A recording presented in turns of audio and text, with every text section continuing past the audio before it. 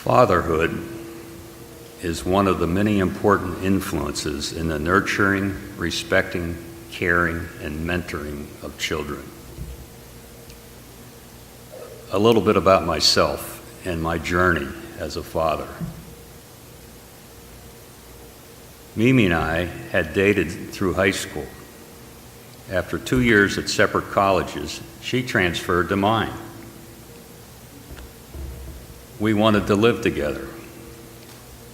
So the year was 1966, we had to get married.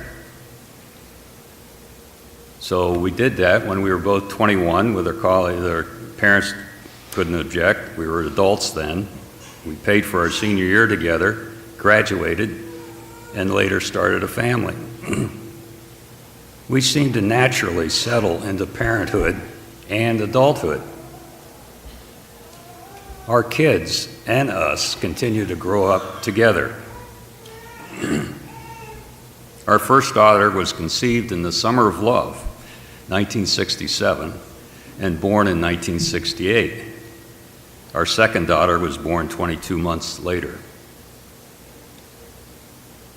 In preparing for this sermon, what is it in my background that just made sense in our lives to do that? It was intuitive at the time, but I couldn't articulate it. In the past month, I think I found out. You have to go back to 1864, near the end of the Civil War. We have a letter from my great-grandfather who wrote to his wife. I recall reading it as an adult.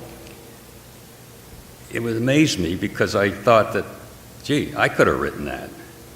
I felt a kinship with him. He said that he was staying in camp and writing to his wife because it would be a much greater and lasting pleasure than going out to the inn for drinks.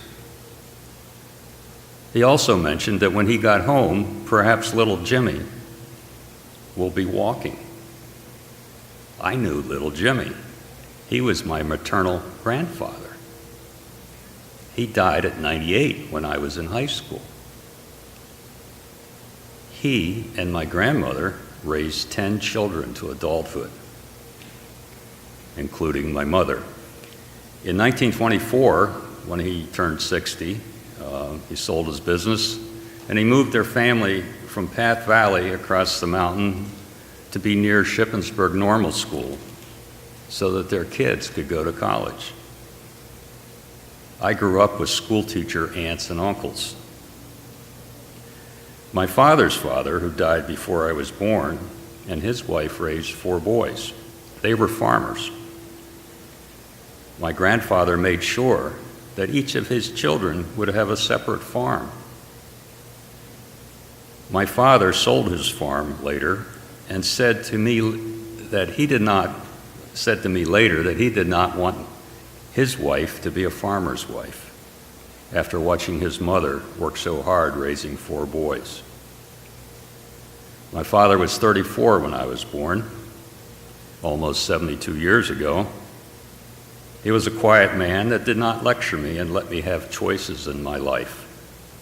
It was clear that my parents cared about me. He supported me in my own choices, including college and flying. He died 3 years ago at 103. I asked my father several years ago if he missed his father. He answered, yes. I think of him every day. So with that background, for me, I asked myself, how could I have any other expectation than to be a father myself? So I'm a father now, I'm in my 20s, so it makes sense to me that I would have a conversation with a total stranger next to me on an airplane about child raising. We're talking about being parents. I said, if I can get my children to understand that I love them, that's the most important thing. Yes, he said, but even more than that, they have to know that you respect them as well. Wow, good point, I said. As I think of that now, that was very insightful. It applies to all relationships. I was not the perfect father. I'd love to go back and correct my errors. However, I remind myself that a professional baseball player strikes out over 50% of the time. If you can hit 1 out of 3 balls, you're a national hero. In my opinion, a good father, if he can hit 1 out of 5, he's doing good. Also, in my opinion, mothers have to hit a much higher batting average. So I'm not going to talk about my known mistakes. I won't talk about how just a look of disappointment would send one of my daughters crying to their room. I will mention 2 examples of where and when I was there for them. One time, a daughter said to me very defiantly, 3 or 4 years old, "It's not fair, Dad." For some reason, I got down on her level, looked her in her eyes, and calmly said, "You're right, it's not fair. However, you have to go to bed now." She accepted it and went to bed, fortunately. I would remind her of that issue occasionally when dealing with life's unfairness as she grew up. She reminded me of it recently, being ready to use that example with an employee of hers. And you can't get better than this one. Another time, I bought my older daughter a dozen roses on her 12th birthday. And of course, as the younger daughter approached 12, she would remember that. Maybe I wouldn't. She walked into my home office and said out of the blue, "Are you going to buy me roses on my 12th birthday?"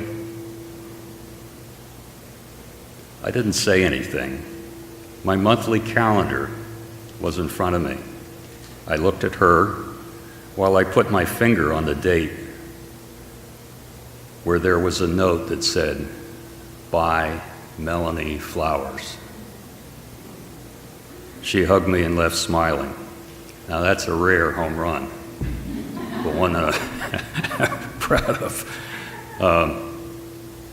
I was fortunate in my life that I could keep the balances of the stresses of my life, of living with the stresses of fatherhood. Recently, I mentioned to 2 of my friends that I was giving the Father's Day sermon. One woman told a story about her sister replying to her husband, who was planning to tease their teenage daughter on their first date. His sister said to her husband, "You say that to our daughter, and it will be 20 years before she comes back into your life." Another friend described the horrible relationship she had and continues to have with her father and stepmother, even though amazingly she still reaches out to them with loving kindness. It had me crying. How lucky I am to be able to look back on an almost idyllic childhood, knowing that not all people can. So, in 1919, at the age of 36, Franz Kafka wrote a letter to his father describing some of my friend's feelings. He said, "Dearest Father, you asked me recently why I maintained that I am afraid of you. As usual, I was unable to think of any answer to your question, partly for the very reason that I am afraid of you, and partly because an explanation of the grounds for this fear would mean going into far more details than I could even approximately keep in mind while talking. And if I now try to give you an answer in writing, it will still be incomplete." It goes on for 103 pages. You can Google it. We are all too aware of men tragically tragically abusing children. Why do they do that, one may ask? I don't know. I do know that I'd be a different person and father if I had experienced the horrors of combat. I do know that I would be a different father if I had some of my youth spent in jail. Do you know that the highest per capita incarceration rate in the world is in the United States?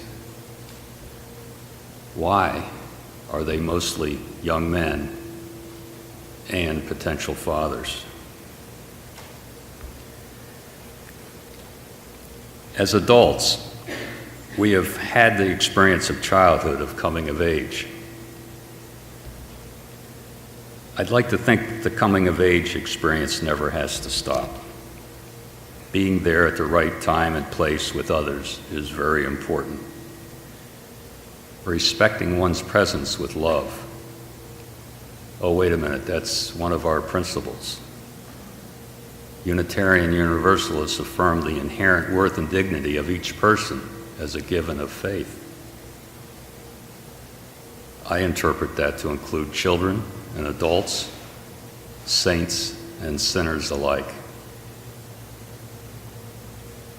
It's all about helping others. For children, it's all about mentoring with love and respect in whatever capacity possible. Fathers, mothers, neighbors, teachers. In my opinion, every Sunday, the most important mentoring message in our service is the children's message. I've said that to Sarah many times. Parenting is not a zero-sum game. You have to give more than you get. However, there is one surprising benefit of being a mentor. The mentor gets a feeling of being mentored by the act of their own mentoring. You hear the echo, like I think I hear the echo in the bowl here, if you will, of your own mentoring. It's amazing how much I learned watching my children grow up. They taught me about myself. As I was coming of age, all the while dealing with my own issues, I could actually take the time to help my girls come of age.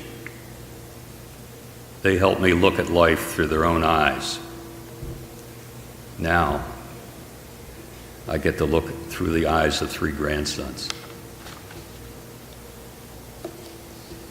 Sometimes, even words aren't important. A few years ago, I shared a quiet afternoon with my father in his retirement home. He was, at the time, 101. I was 67. It was the afternoon, and we were both sleepy. We took a nap, he in his recliner, and I in an easy chair. We hardly spoke. As I walked him to dinner, he said, "Thanks for coming over. I enjoyed that." Me too. When I was a boy, my father always wore a bow tie. It's the 50s and 60s. He never taught me how to tie a bow tie, and of course, I never asked him. Recently, I was in a service club meeting with a friend of mine who always wore a bow tie, and I walked over and I said, I brought a tie along, "Would you tie my tie for me?" And he did, and I had that feeling of my father tying my tie. It was a wonderful experience. So to my father, Harper Gribble Handshaw, I miss you. Happy Father's Day, Pop. Please rise in body or spirit in singing number 8 in the gray hymn.